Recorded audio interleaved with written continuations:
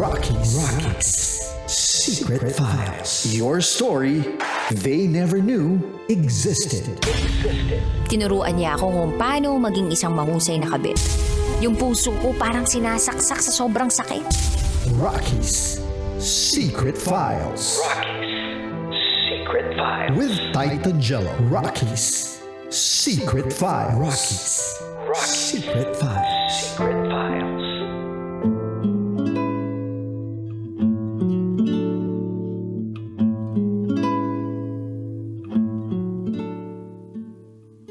Good evening Luzon, Visayas, Mindanao, Metro at Mega Manila. Kayo pa rin po ay nakatutok sa 90.7 Love Radio. Mga kabisyo, oras na muna po natin, 20:24 PM na po. At bago ang lahat mga kabisyo, gusto ko munang batiin ang lahat ng mga nakatutok sa atin ngayong gabi na to. So muna pong batiin ang ating kaibigan, isang Grab driver po na si Alvin Pelano. Binabati ko po ang kanyang napakabait daw na asawa na si Jemima Babor Pelano.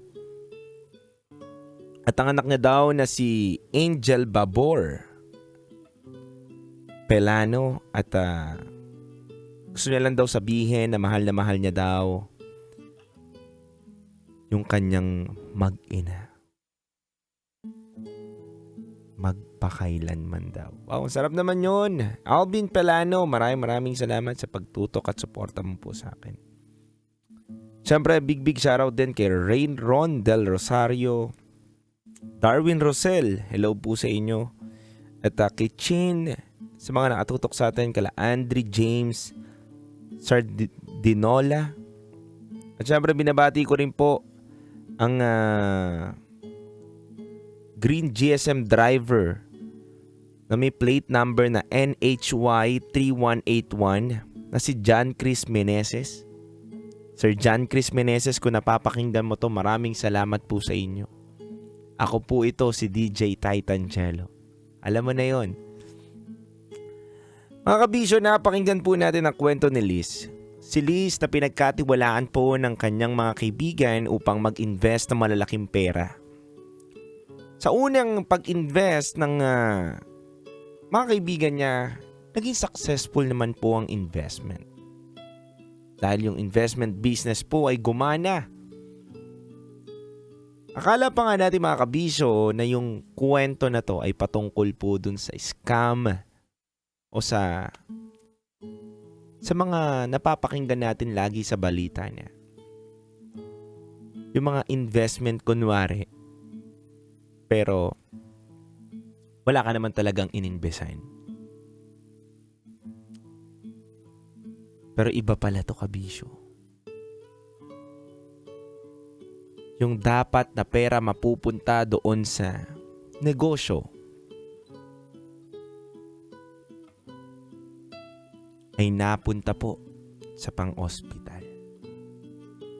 Nasunog po yung mga pera ng mga kaibigan niya. Pero bago tayo magbigay ng opinyon o komento natin mga kabisyo, pakinggan na muna po natin yung mga ilang komento ng ating mga kabisyo. Sabi dito ni Rosel, "Hi DJ Titan Jello at DJ Raketera.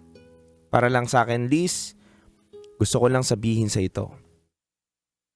Dalawang bagay lang ang gusto kong sabihin sa iyo. Una, pinagkatiwalaan ka nila doon sa perang ibinigay nila sa iyo. Dahil alam nila na posible silang kumita at lumaki yung perang ininvest nila. At pangalawa, hindi naman kita masisisi dahil life and death situation na nangyari sa kapatid mo.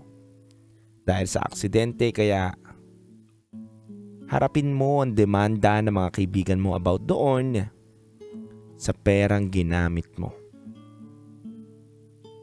Tandaan mo, tiwala at hindi lang pera ang nawala sa kanila."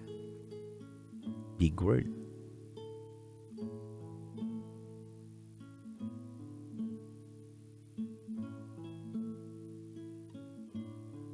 Sabi naman ng isang kabisyo natin dito,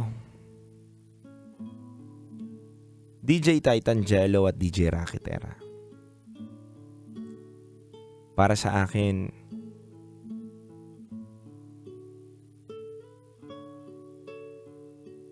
patawarin sana nila si Liz. Dahil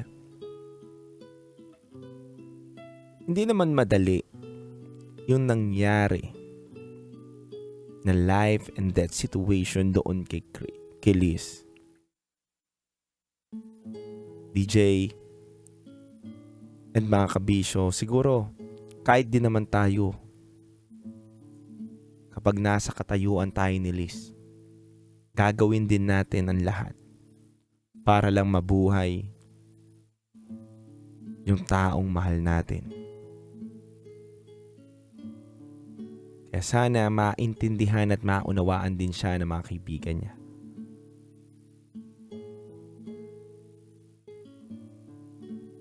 Mga kabisyo, napakinggan po natin ang ilang komento. Marami pa sana mga kabisyo pero kukulangin tayo sa oras kung babasahin ko po ang lahat. Mga kabisyo, nais ko lang po magbigay ng aking komento at opinion.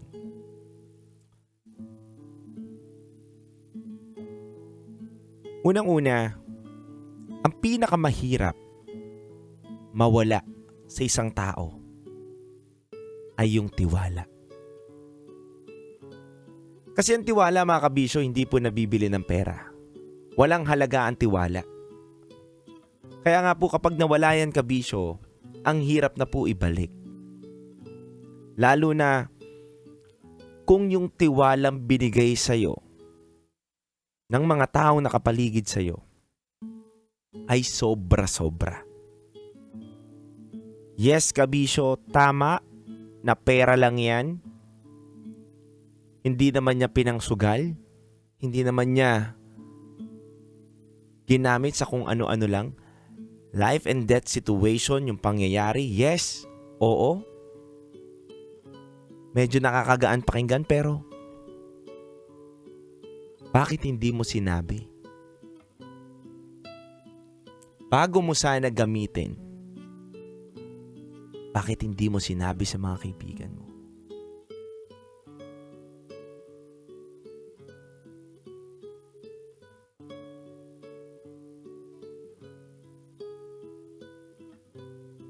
Hindi porket nasa iyo na yung pera nila, may karapatan ka na para galawin o ilagay kung saan mo gusto yon.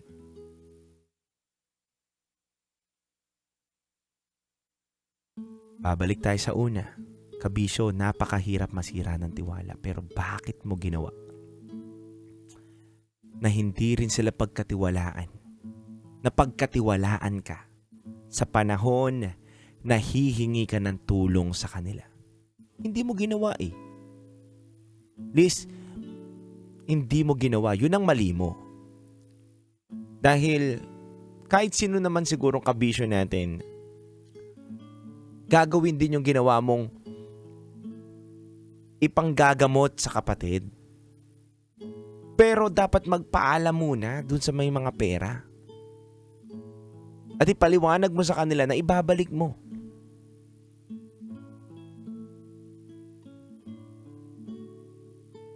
Dahil hindi rin naman natin alam mga kabisyo eh, kung ano rin yung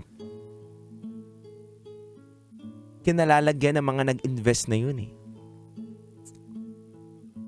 Kung si Liz walang pera at nagbaka sakali lang din sa investment, malay mo yung mga kaibigan niya rin ganun lang din. Pinang-utang, may sakit din yung nanay pero pinang-invest para lang ilaban yung pera. Maraming pwede tayong silipin eh na pangyayari. Pero bakit hindi mo ginawa, Liz, na ipaalam sa kanila?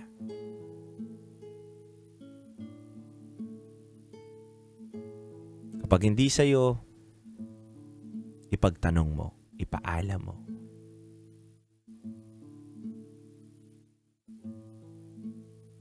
Mga kabisyo, lagi natin pagkatandaan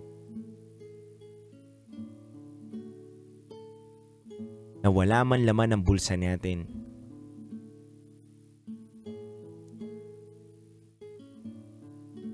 at least kaya natin tumindig sa maraming tao dahil wala tayong inargabyado o niloko. Lagi niyong tatandaan, pinakamahalaga po sa buhay natin ang dignidad. Tiwala. Dahil kapag wala ng tiwala ang mga taong nakapaligid sa iyo, daig mo pa ang isang multo. Kung hindi ka kinakatakutan, baliwala ka na sa kanila.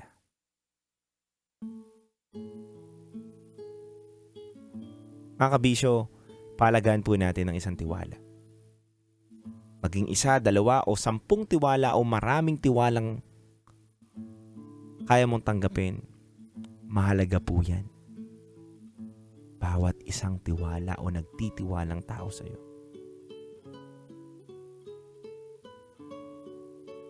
Ang pera kayang kitain.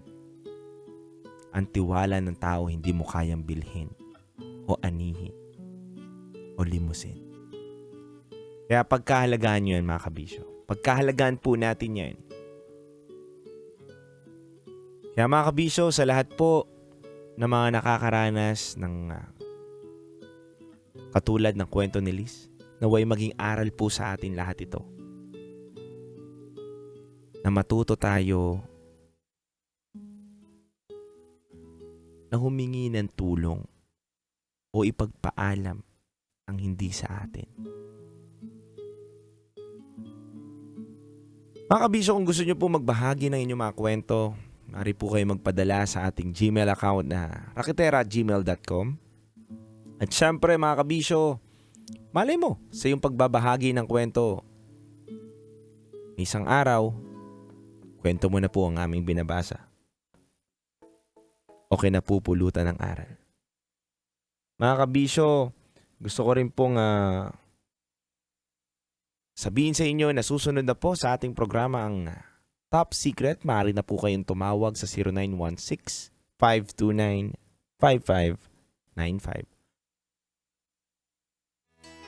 Kaya mga kabisyo, ano pang hinihintay ninyo? Kailangan pa bang i-memorize yan? Basic. Tawag ka na mga kabisyo.